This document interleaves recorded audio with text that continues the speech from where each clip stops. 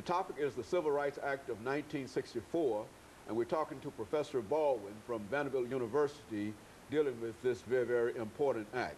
And of course, Dr. Baldwin, before we had our first commercial break, we promised that we'd give you an opportunity to further expand upon the Act of 1964. And I think one of the most important developments in reference to that has to do with the so-called political climate. That's and, right. If you could sort of put that in some kind of perspective for us. Yeah, I think we have to first understand that there was a direct connection between civil rights protests of the 60s and the effort to pass a civil rights bill.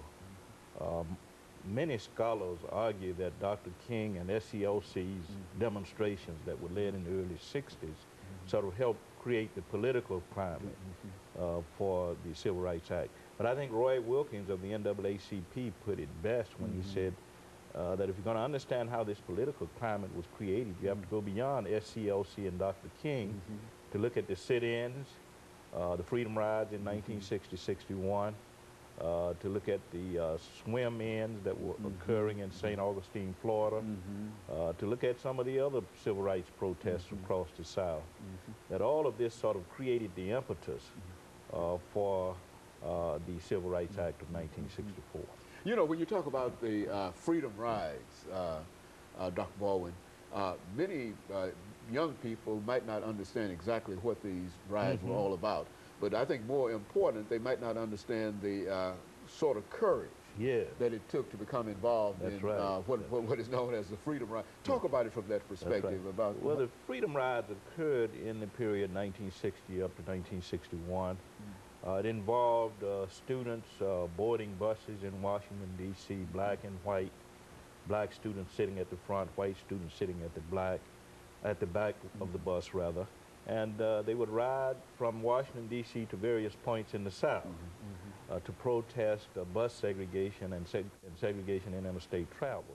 So you're quite right in saying that it took a lot of courage for students to move into parts of the South on buses, black students sitting at the front, white students at the back of the bus, protesting segregation. Many students were brutalized, beaten.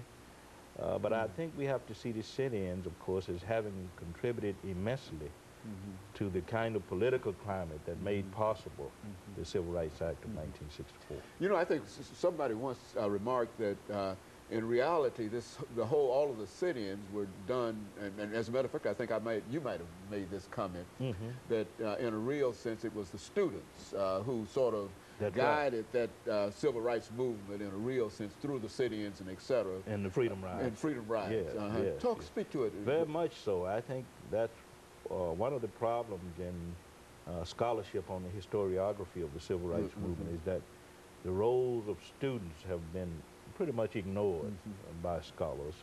David Halberstam has dealt with it in a book called The Children, and of course John Lewis wrote a book called Walking with the Wind, and they take into account the roles of students. But that part has been ignored. Largely, the focus has been on Dr. King, Martin Luther King Jr., and the Southern Christian Leadership Conference, and the role of clergy and the churches in the movement. And undoubtedly, churches, clergymen, leaders like King did a lot in terms of helping create that climate, but I think we need to take into account also